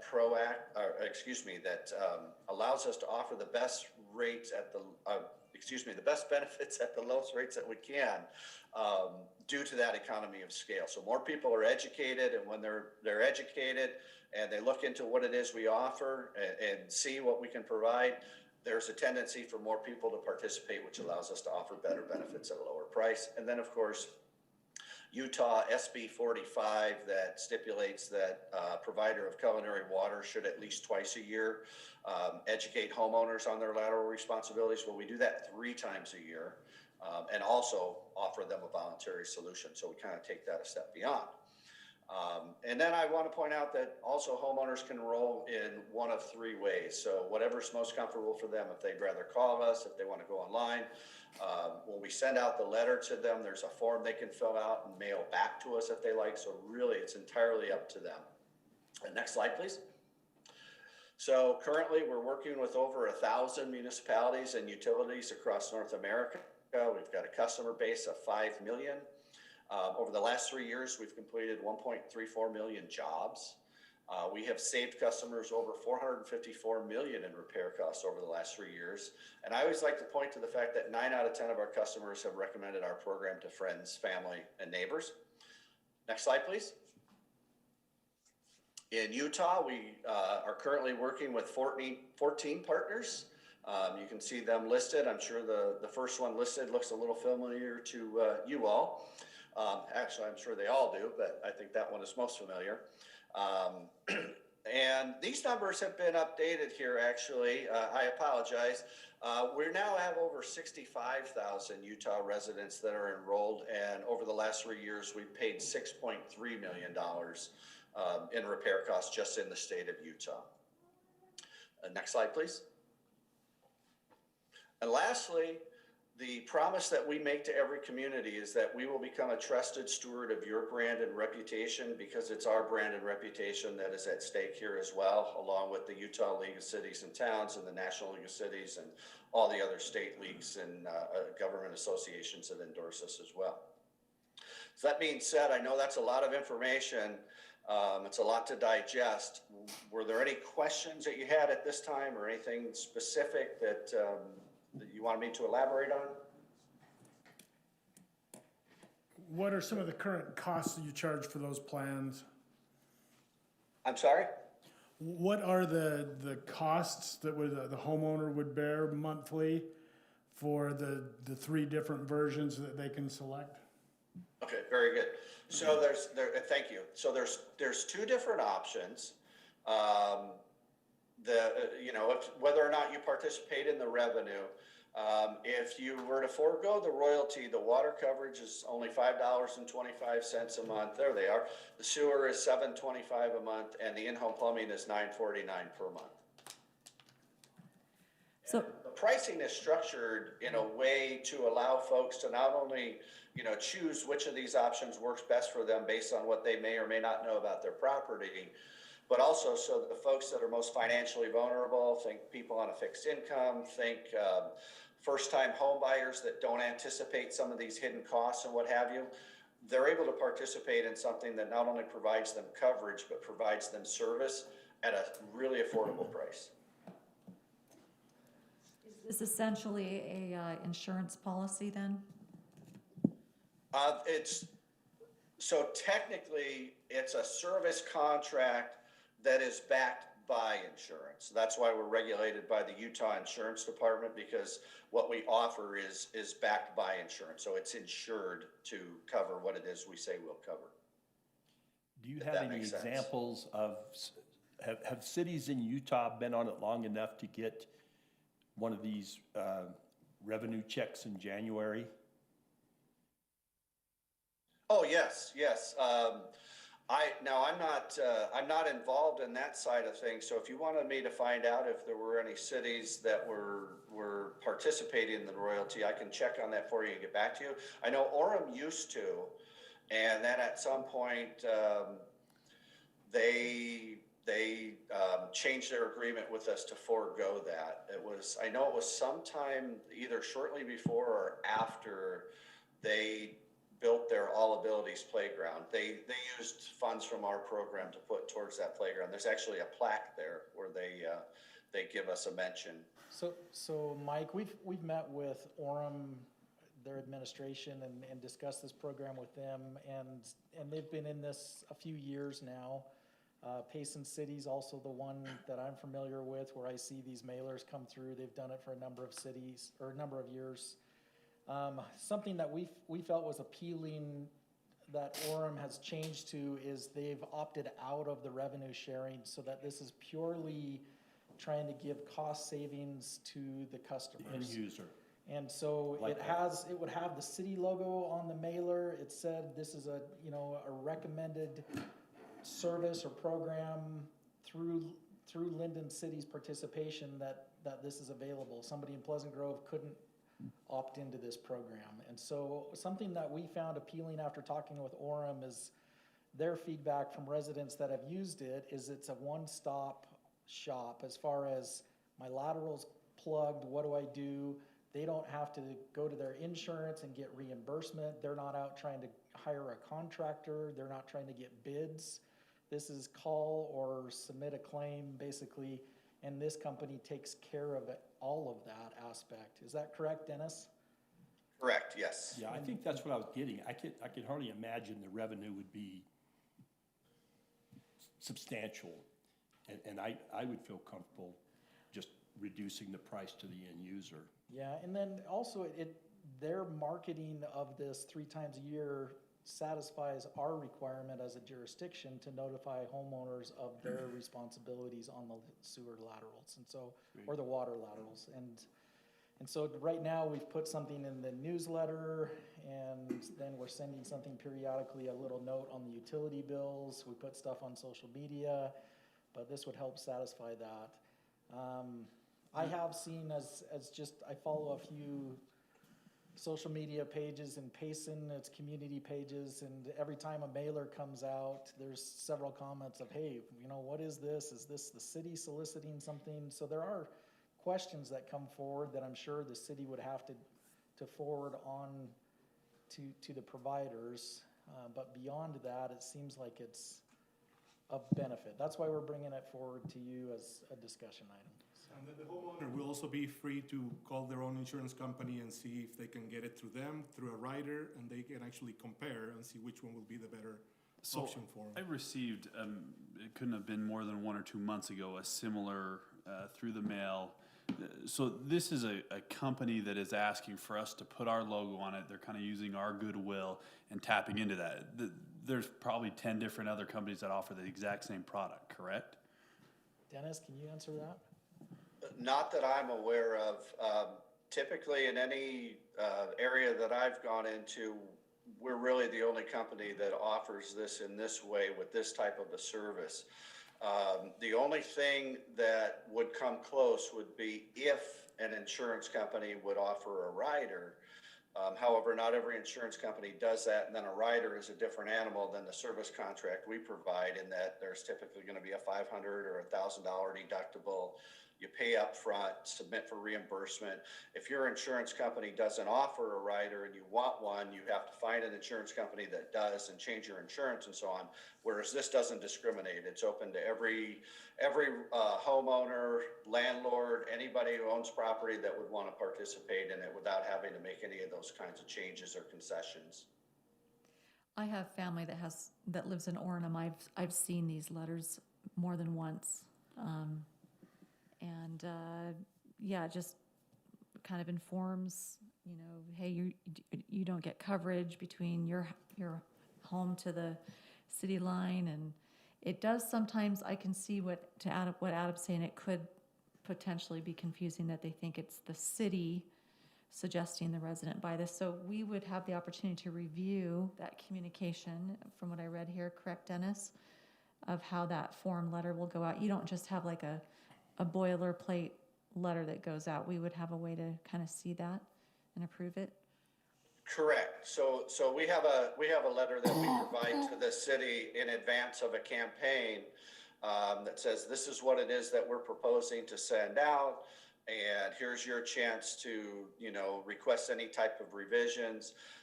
There's some legal stuff in these letters that we're not able to change so that we're not misrepresenting who we are and what it is we do.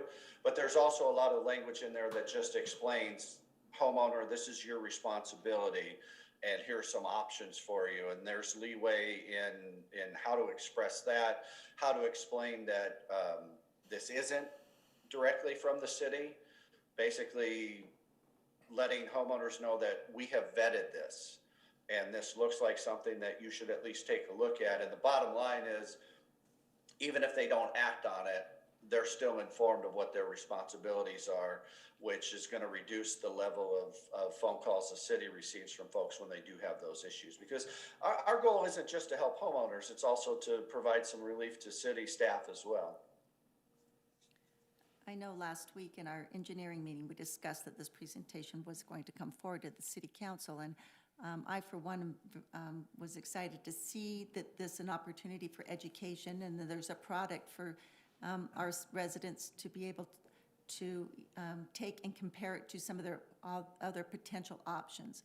And because I know there are a vast body of people out there that don't realize that that actually is their responsibility. And so it's an opportunity. Yes, we're going to get some questions of why we're doing this, but this is an opportunity for them to ask us how to, I don't know, we're providing the information to help spark the conversation and a potential answer if this is something that works for them, and it comes highly recommended by our some of our neighboring cities, and so I appreciate, Dennis, the time that you're putting into this presentation tonight.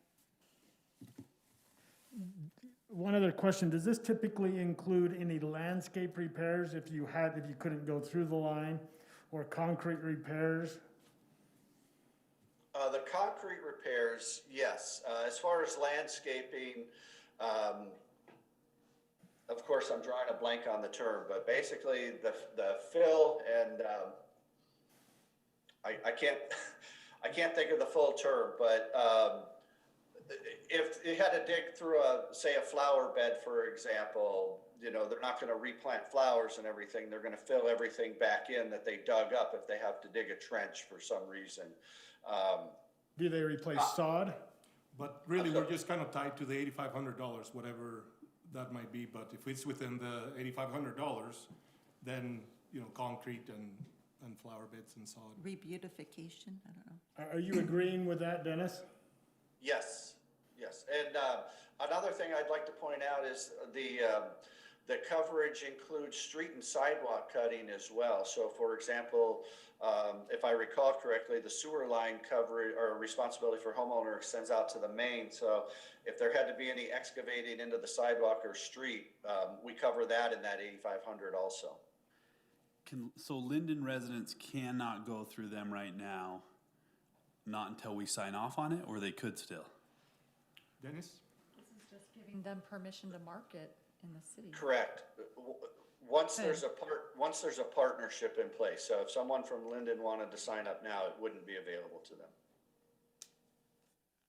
I think if we decide to go with the foregoing the revenue stream, I'd like to see something in the letter that, lets them know that Lindon's not in this to make money.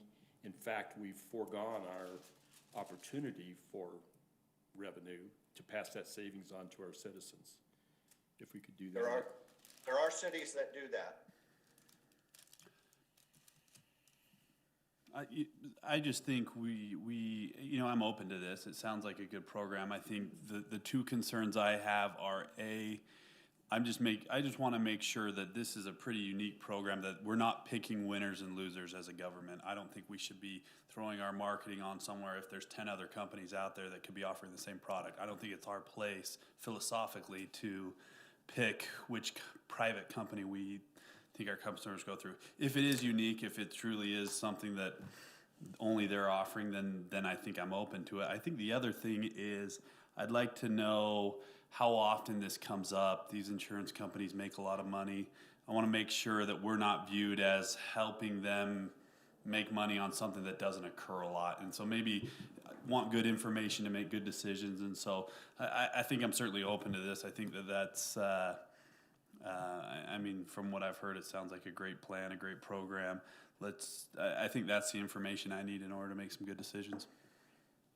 Dennis, can you email us the claims, at least on Orem and Payson? Those are the two cities in our same county. Yeah, absolutely. Number of claims per year, how much has been paid out, any other information like that would be helpful, and then we can forward that to the city council. While he's looking, Juan, do you know of anybody calling? How many people of our citizens have called in the last year regarding their own lateral? I've only been here about 9 months, to, Okay, based on 9 months. yeah, 9 months I haven't received any complaints of backed up sewer systems. I could speak to that. So I have family members in Highland and Orem, and these were older residences. There was a backup issue in Highland in an older home and in Orem in a home built in the 90s.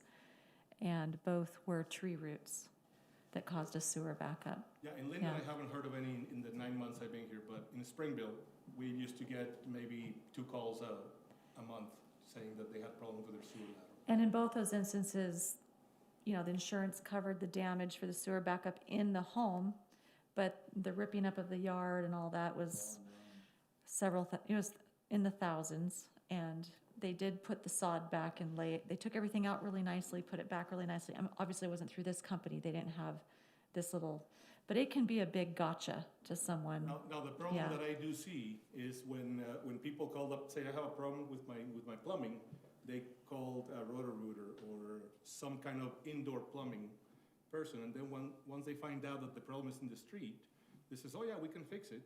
Of course, they don't have excavators or dump trucks, so they end up showing up with all the rental equipment, and their bid is usually 3 to 5 times higher than a regular excavator would charge you. You know, they go in the tens of thousands when an excavator can charge you $6,000 to do the same. So there's a benefit to having somebody that knows what the problem and how to go about fixing it, not just anytime.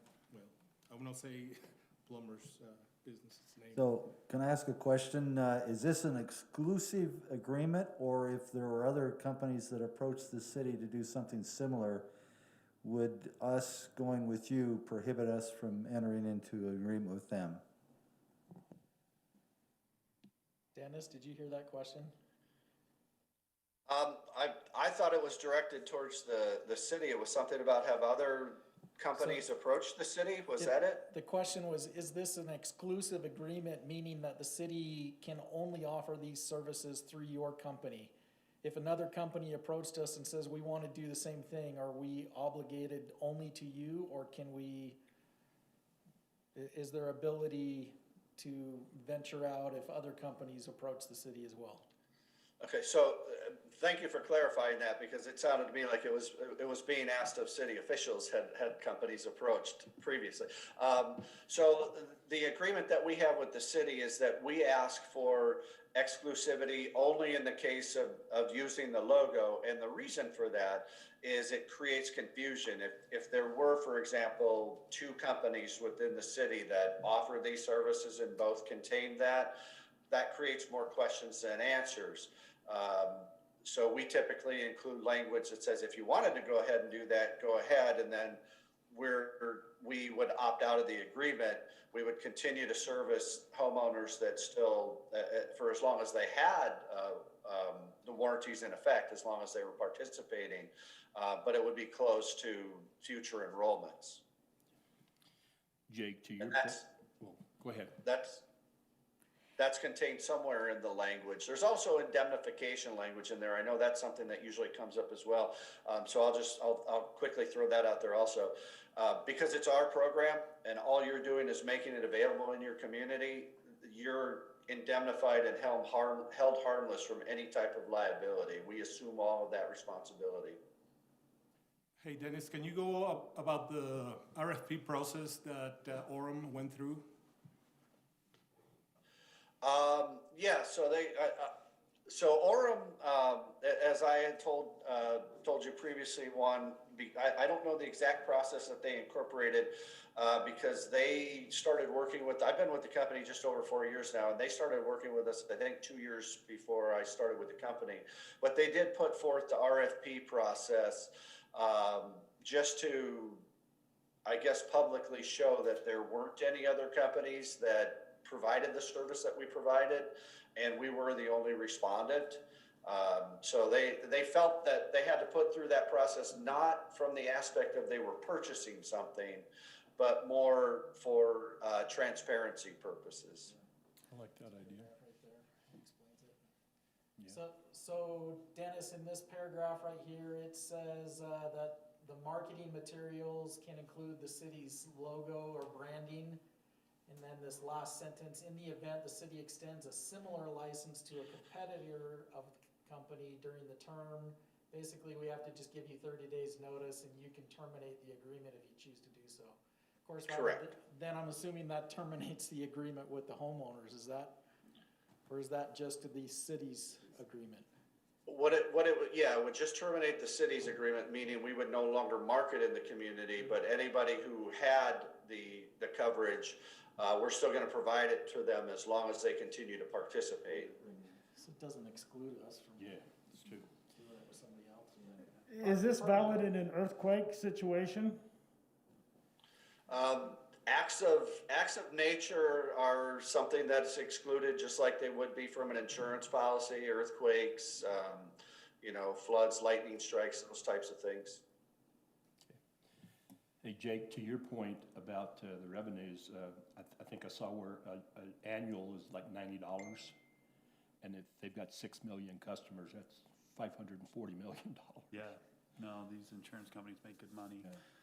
No, I think we just need to understand that there's a real benefit to putting Lindon City's logo. I mean, the work of our employees, of our staff, of councils past, we have a reputation that we are putting our logo on for a private company. There's just a lot of value in it, and so I don't take that lightly. And so I think that's where my concerns is they're really getting a lot of goodwill by putting the Lindon City logo on that. I want to make sure that we've vetted this product. It's something that is occurring.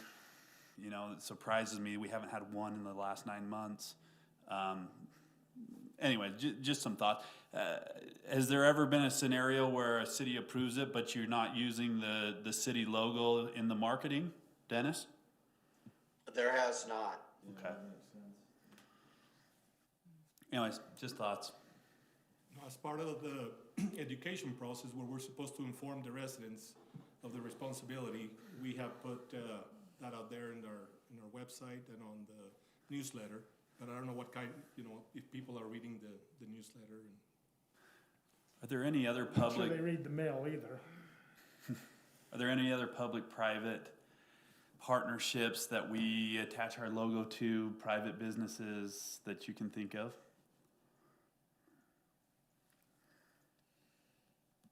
I think we do with the Stormwater Coalition, but that's at the county level. We kind of put out some information. There's lots of intergovernmental. Right. Right, nothing in the but private, public. What about the chamber? We lend our names to that. That may be. Yeah, That may be quasi a little bit. That would be Yeah. similar, that's not government. City name or just the name of our city? Our logo I versus. think it's our logo. Yeah, it's our name and logo. It's our name and logo. We pay into it as a member, just like any business. Yeah, it's a non-profit, but isn't government. I agree. Quasi maybe. Well, I like what I've heard. I would prefer to do an RFP if we sort of know pretty much in advance what the final resolution is going to be. They're the only ones that bid on it, but at least we can say we've done our due diligence and we gave whoever wanted a chance the chance. That's just my thought. I see two benefits mainly. One is the city helping the residents understand who has liability at what point on the line. With the situation with the residences that I know of that have had one last year. It's a big bill all at once for people to afford when it happens. So this is just an insurance policy. It's an opt-in. I think as long as it's clear that this is just an optional insurance.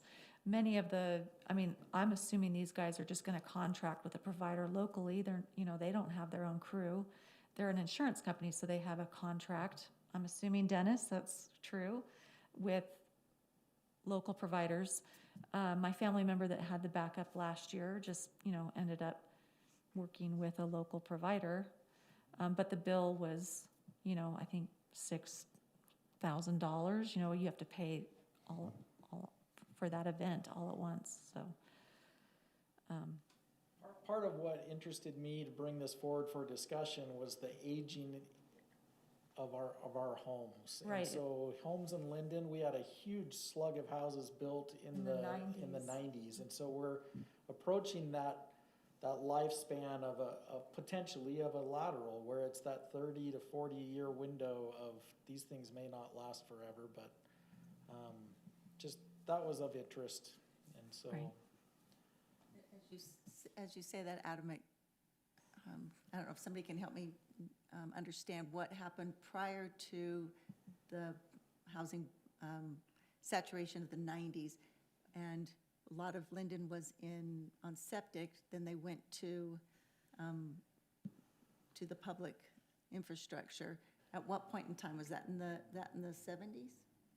That we I put want to the, say I could be wrong. I want to say it was late 60s when they started hooking up into a sewer system, but I could be wrong on that. I'm just wondering if that wouldn't be our first really big bubble of everybody coming in at the same time from the 60s or 70s. Yeah, I'd have to research that, Randy. I'm not certain. But yes, you're right. There was a whole lot that came in then. And then, of course, the 2000s will eventually have one as well. And the 2010s, 2015s.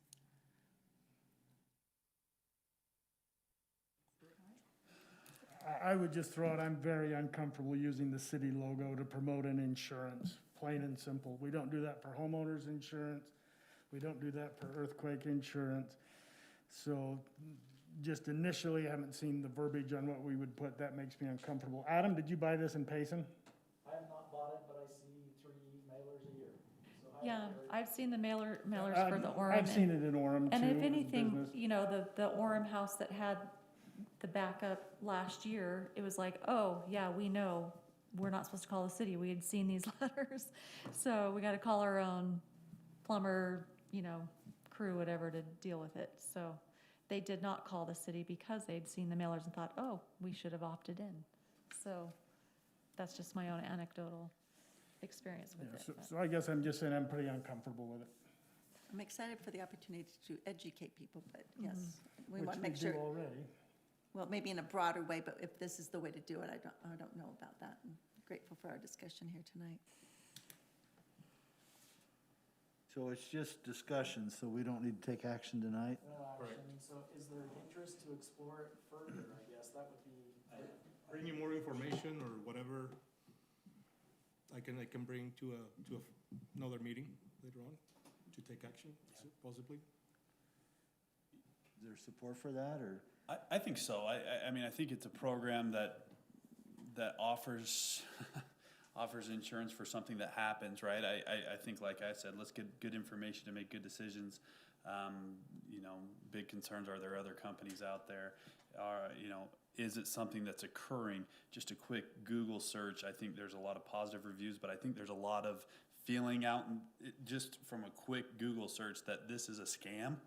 And so putting our name on something that, I'm not saying that it is by any stretch, but maybe that there's a risk there. And so just maybe some more information. I'm certainly open to looking at it. I'm not a hard no for sure. I think I'm open to it if I can get the right information, and there really is a need. Maybe just one other follow-up question for Dennis. Have you guys tried to do this to reach out to people without using the logo of the city? No.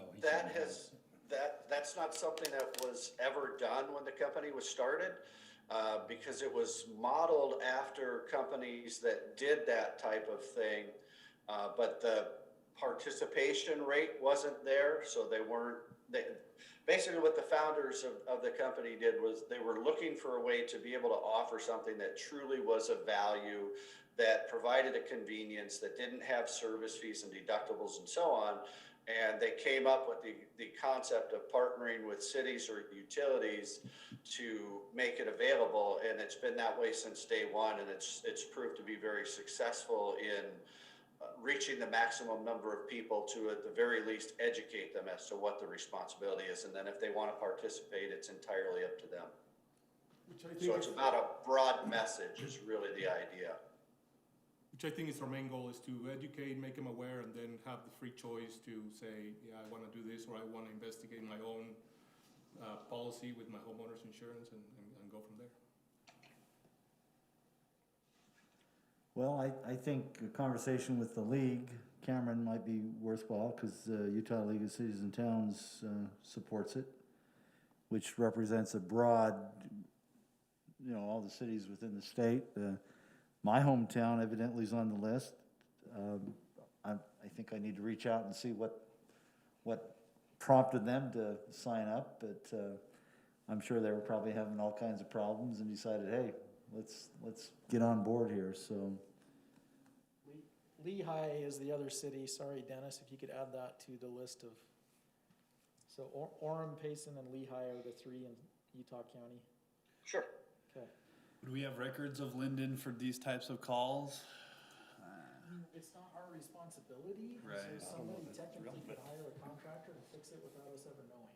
Yeah, I'm sure it's going on without us even being aware of it, but And it depends, I mean, if they're cutting into the street, we would know, but if it's in their front yard, or if it's a Yeah. tree blockage or something like that, I don't know that we would be informed. I mean, when somebody does call, at least in Springville, and says, hey, my sewer is backing up, we would run and find out, make sure that it wasn't the main, because if it was the main, then we had Then it's your bigger responsibility. That's our problems. responsibility, right? But, yeah, we wouldn't take one of those calls lightly, say, hey, my sewer is backing up, we would send somebody to verify. And then we will notify them, no, this is on your end. and by the way, it's not our problem, it's your problem. Right, and then they say. and Which what- they don't like to hear. And then they say, what do I do? And at that point, we are not really Yeah. equipped to tell them what. I think just a conversation with your team, saying how often do we get those calls? Are they very rare? Are they several a month? I think that would be helpful. Just some anecdotal. Yeah, we can do that. I'd reach out to the cities that are neighboring cities like Lehigh and Orem and just, get a substantiated track record and whether or not, that could be something we could view as well. This was one of my first assignments that Adam gave me. He says, look into this because I received this and Orem is doing it. So we actually got in a call together with their assistant city manager Yeah. Well, thank you. thank you, Dennis. Appreciate you taking the time, Dennis, and that's very helpful, good information. And then as a council, we'll look forward for some additional information, and from that, we can determine whether or not we want to move forward or opt not to move forward. Is that fair, council? Are we good with that? All right. Thanks, Dennis. Yep, very good. One other quick thing, if any of you are gonna be in St. George, I'll be exhibiting at the conference there as well, so I would welcome you to stop by the exhibit. No, that's good heads up, thank you. What conference is that, Dennis? Is that the WEAU? It's the Utah Leagues and Cities in Oh, Town. Utah. Yeah. Thank you all. Have a great night. All right, thank you. Thanks. Thank you. Motion to adjourn. Second. We have a motion and a second, all in favor? Aye. Are adjourned, thank you. Okay, and home warranty does the same thing. From Amelia, from the county on that paragraph. What was it? I don't, where did you text it to me? My or- sister's house. I texted and I emailed you her response. They knew it was Don't them. have insurance. What was her, water or sewer? No, it was, so where the lateral connects to the house, there had been like some settling. And so the sewer was, as, your sewage leaves your house, it was kind of going down in this nook and then had to go slip uphill to like toilet paper and stuff was stuck. And then the house in